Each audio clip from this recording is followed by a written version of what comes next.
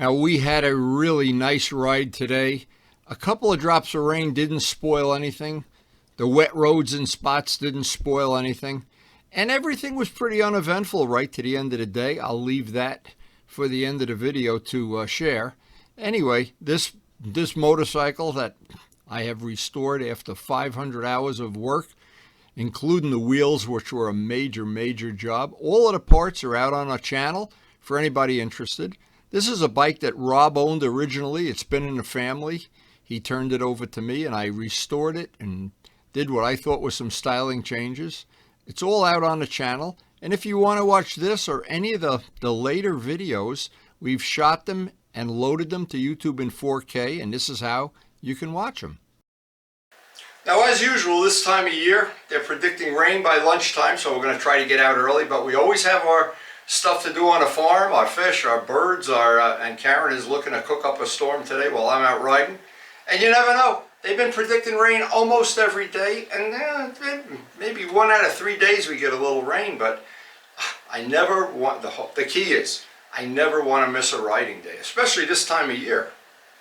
And this time of year, every day is just an adventure. Sometimes we get a little drops of rain, sometimes it pours, sometimes they predict rain and we don't get any rain. And I don't care either way. I just want to be out on the open road. I got to move some motorcycles and we're going to get out of here. Getting out early is always the goal, and we try to get up early in the morning with the chickens. So I have plenty of time to pre-flight the bike, check the air in the tires, the oil, all the things that normally I would check on a pre-flight. We will be in a very inconvenient position if some of these parts fail far from home. So I like to just spend a few minutes the same way you would do it in an airplane. I call it a pre-flight. And a lot of my friends do it. Some don't.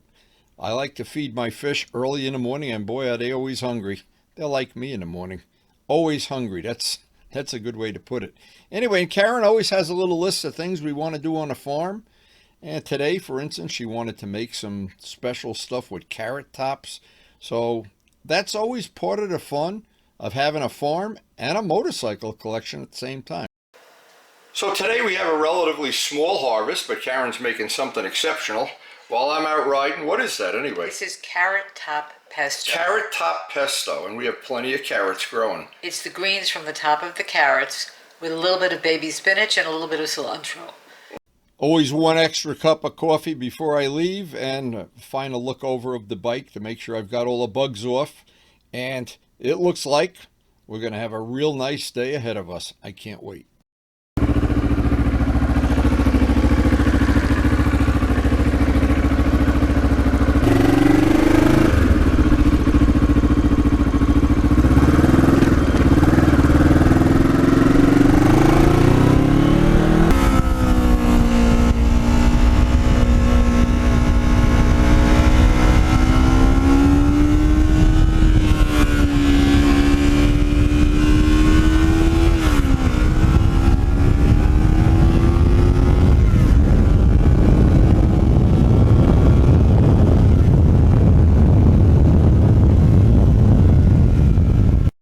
Now, because this bike is an uneven firing twin, it's got a sound similar to an SV650 or a Ducati, where they fire unevenly. And to me, when you get up in a high RPM range, like pulling out onto the highway, and one of the things I have to do on my boring 30-mile ride out Route 80, I love the sound.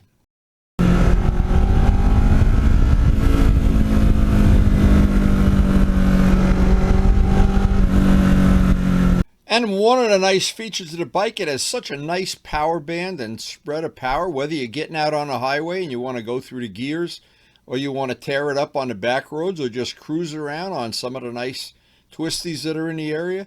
You've got, with this power band, a lot of choices.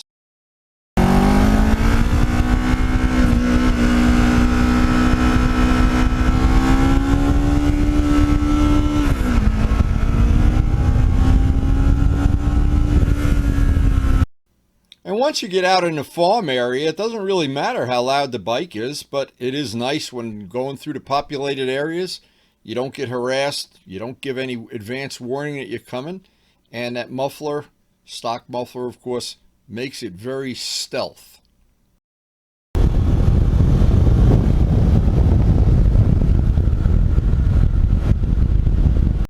Now, high test gas around here is still up around $5 a gallon, and no matter where I buy it, it doesn't seem to ever go down. But this bike does get good mileage in the very high 40s, and that's really nice.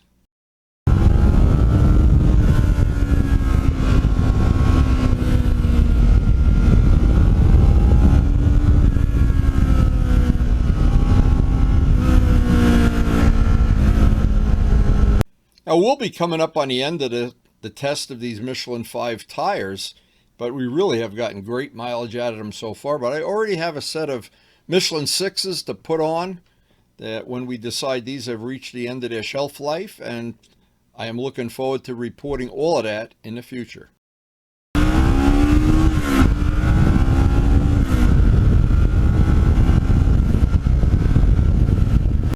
Now, this is a 14-year-old motorcycle, so I always think we're more than halfway toward having historic plates on it, where it'll be a free bike forever, and always having the memories of doing this restoration, having them out on video, all of the things, the carbon fiber parts I made, the stenciling, thank you John Pothier and Thomas Luciano, making some of the parts that go inside the windshield. A lot of good memories of those days.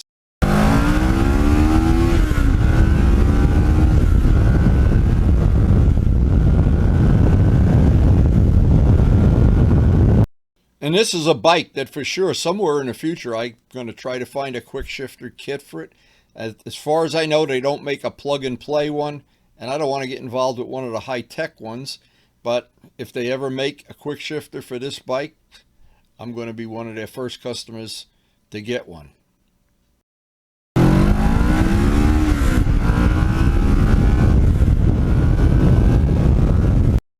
And I always like it when one of the fellow motorcyclists will look at it at one of the meetups, or we stop to get gas or wherever, and they say, "Oh, what year is that? I didn't see one with that paint job yet. Oh, that's kind of unique." And I always think it's got to have that look like the factory might have made it.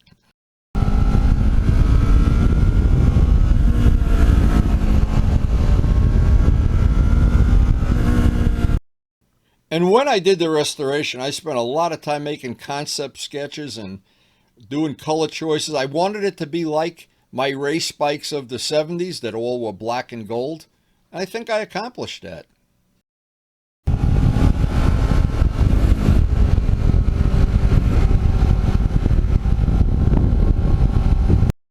And one of the nicest things of all, it's a sleeper. You don't expect it to be as good as it is. It's not like when you buy a high-price bike and it's not as good as you think it is. This is a low-price bike that punches above its weight class.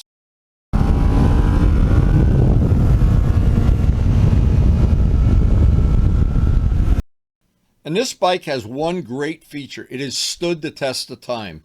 14 years have gone by, way over 30,000 miles, and still just a great bike to jump on and ride.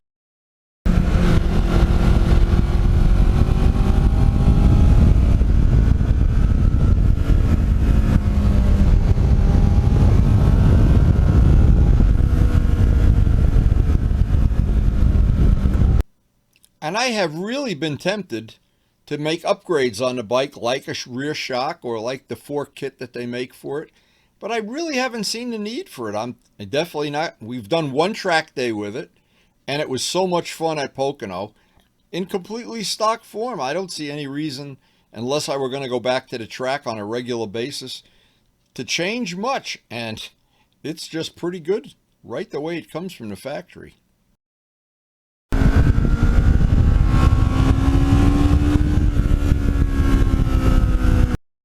Now, a nice little side benefit, it doesn't chew tires up in 3,000-4,000 miles like the FZR does, or the R1. A set of tires on this bike tends to last a really long time.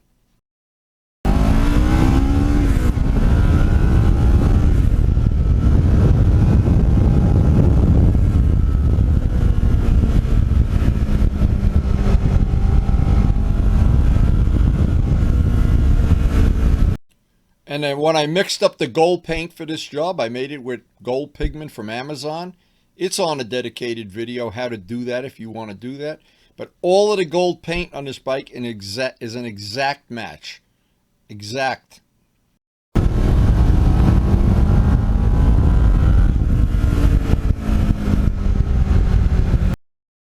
And I've had a lot of nice comments from a lot of people. I know Scott out west there. He kind of likes this bike. I always get nice comments from him. And every once in a while, we get a negative one.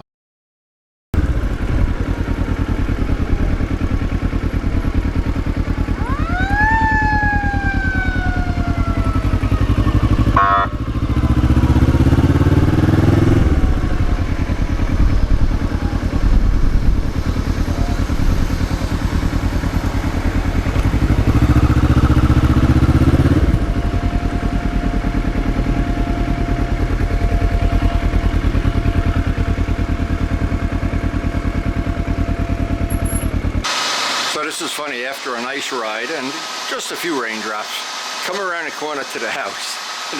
The whole fire department, the emergency people are here. And actually, hey Chris, what did you do? Oh my God. See, my neighbors across the street, they're first responders. And it's funny, what happened here is the dryer actually caught fire. So you really can't make this stuff up. It was a nice ride, just a few drops of rain, the roads were a little bit wet, nothing to even worry about. Always a good ride on this bike. This bike is just as reliable as a refrigerator. But I come home, I come around the corner, and people across the street that are first responders, their dryer caught fire. So I don't know, the fire departments out there and the, I don't know, public service or whoever, they got the National Guard out there or whatever. But anyway, that's the whole thing with life. The whole thing that makes motorcycling a great experience.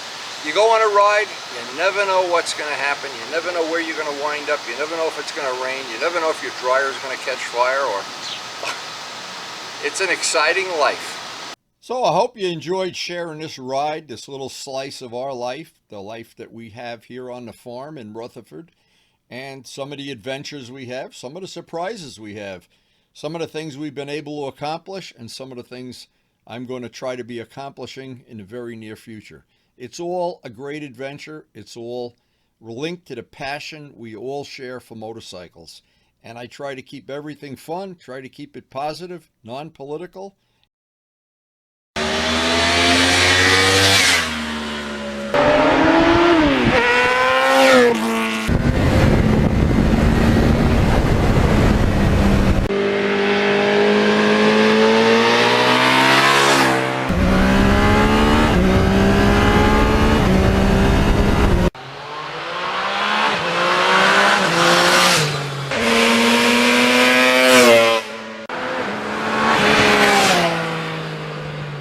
And thanks so much for watching.